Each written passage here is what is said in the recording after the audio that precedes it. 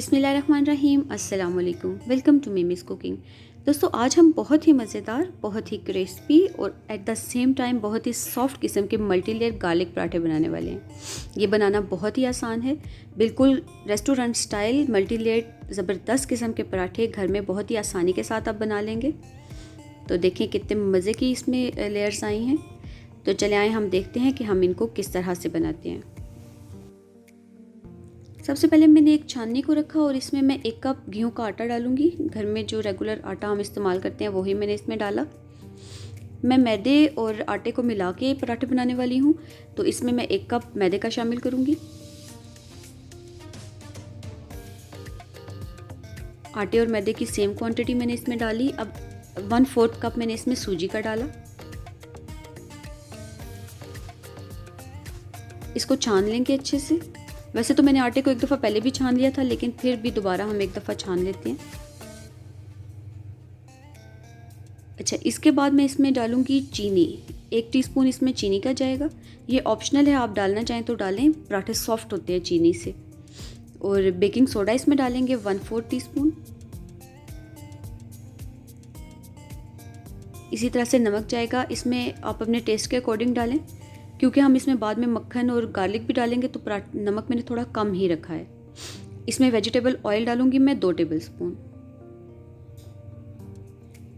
Oil मैंने इसके अंदर शामिल कर दिया। ऑयल शामिल करने के बाद आटे को बिल्कुल अच्छे से मिक्स करें हाथों के साथ, ताकि जितना ऑयल हमने इसमें डाला है सारे आटे पे एक जैसा लग जाए।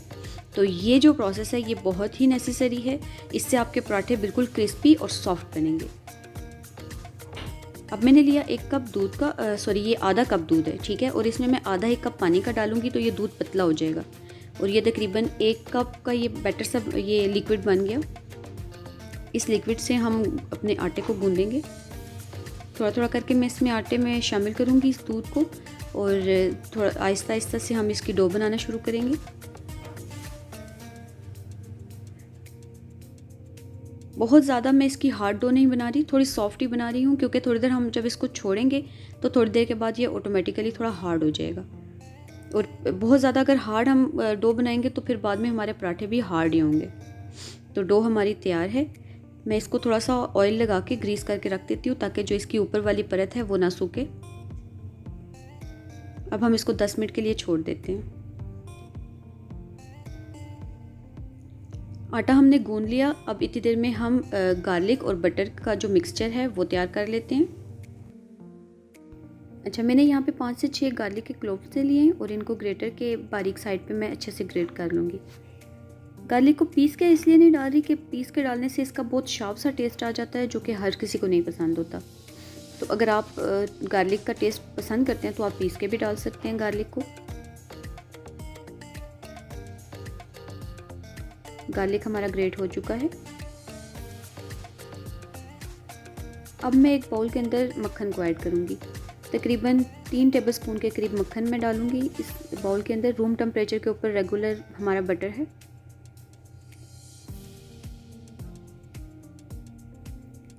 बटर शामिल कर लिया मैंने। अब मैं इसमें लहसुन डालूँगी। जो लहसुन हमने ग्रेट किया था वो मैं इसमें शामिल कर देती हूँ।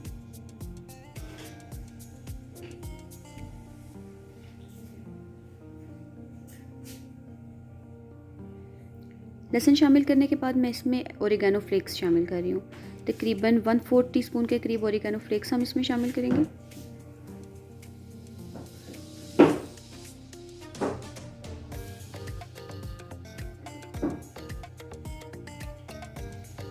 ओरिगेनो शामिल करने के बाद मैं इसमें हरा धनिया शामिल करूँगी। हरा धनिया को मैंने धो के सुखा लिया था, उसके बाद काट लिया, और ये हम इसमें शामिल करेंगे। कुटी हुई लाल मिर्च मैं इसमें शामिल कर रही हूँ 1/2 टीस्पून के करीब। आप अपने टेस्ट के अकॉर्डिंग इसमें ज़्यादा या कम शामिल कर सकते हैं। इस मिक्सचर को अच्छे से मिक्स करने के बाद मैं माइक्रोवेव के डीफ्रोस्ट ऑप्शन पे रख के इसको 15 सेकंड के लिए माइक्रोवेव कर लूँगी, ताकि मक्खन हमारा मेल्ट हो जाए।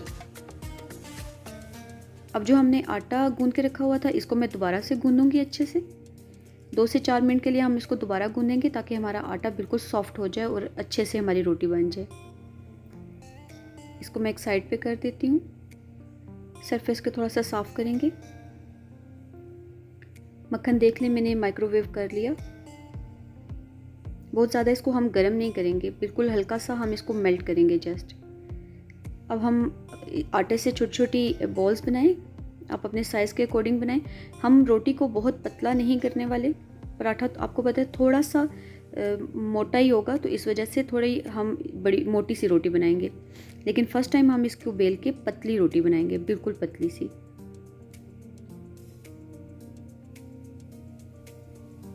इसको रोल करके मैंने रोटी बना ली। जो हमने मक्खन का मिक्सचर तैयार किया था गार्लिक और मक्खन से मिला के, वो हम इसके ऊपर एक अच्छी अमाउंट अप्लाई करेंगे, बिल्कुल किनारों के तक, और बिल्कुल अच्छी सी अमाउंट हम इस पूरे पराठे के ऊपर अप्लाई कर देंगे, ताकि हमारे पराठों में से एक अच्छा सा गार्लिक का और बटर का फ्लेवर आना शुरू हो जाए।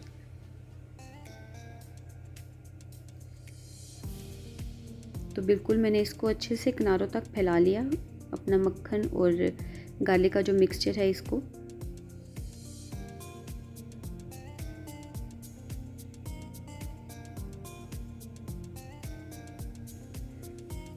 अच्छा, इसके बाद मैं जिस तरीके से इसको फ़ोल्ड कर रही हूँ, अगर आप चाहें तो बिल्कुल ऐसे ही कर लें, अदरवाइज़ आप अपने इसको जिस तरह से आपका अपना स्टाइल है उस तरह से आप इसको फ़ोल्ड करके पेड़े बना लें दोबारा से। तो जो हमने आटा गूंदा है, इससे तकरीबन 6 से 7 पराठे हमारे आराम से बन जाएंगे। तो ये देखें हमारा दोबारा से मैंने जो रोटी का बॉल है वो बना लिया।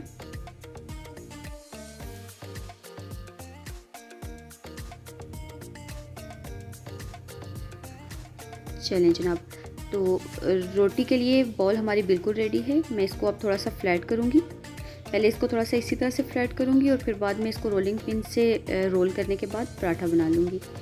तो हम इसके ऊपर अपने ज़रूरत के अकॉर्डिंग जो ड्राई फ्लावर है वो डस्ट करते रहेंगे। तो चलिए हम इसको बेलने के बाद रोटी बना लेते हैं।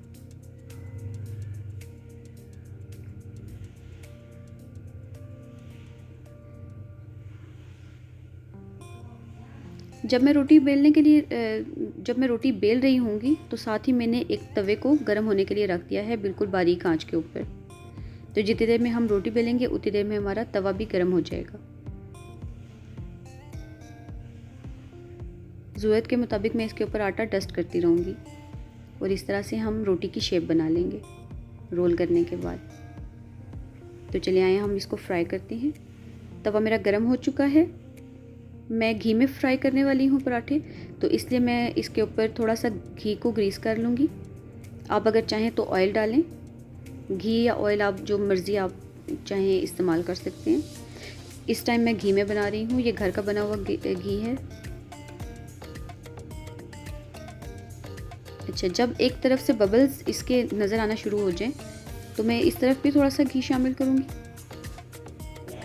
ताकि इस घी के अंदर हमारे पराठे बिल्कुल अच्छे से फ्राई हो जाएं। अब मैं इसकी साइड पलट लेती हूँ। अब हम इसको एक तरफ से बिल्कुल अच्छे से ब्राउन कर लेंगे, उसके बाद साइड बदलेंगे। बहुत ज़्यादा बार बार हम साइड नहीं बदलेंगे, अदरवाइज़ हमारे पराठे टूटना शुरू हो जाएंगे, क्योंकि हमने इसके अंदर सूजी डाली है। तो थोड़ी सी एहतियात से ही हम इसको हैंडल करेंगे। तो बिल्कुल जिस तरह से आप अपने घर में पराठा लाल करते हैं बिल्कुल उसी तरह से करें। घी ज़्यादा या कम आप अपनी मर्ज़ी के अकॉर्डिंग, ऑयल जो भी डालना चाहें वही डालें और पराठों को फ्राई करें। तो मेरा पराठा बिल्कुल फ्राई हो चुका है। ये बहुत ही मज़ेदार, बहुत ही सॉफ्ट और बहुत ही क्रिस्पी पराठे हैं। तो दोस्तों, मुझे उम्मीद है कि आप अपने घर पे ये पराठे ज़रूर ट्राई करेंगे और अपना फीडबैक मुझे ज़रूर देंगे। मैं इंशाल्लाह फिर मिलूँगी आपसे किसी नई वीडियो के साथ। तब तक के लिए मुझे इजाज़त दीजिए। अल्लाह हाफ़िज़।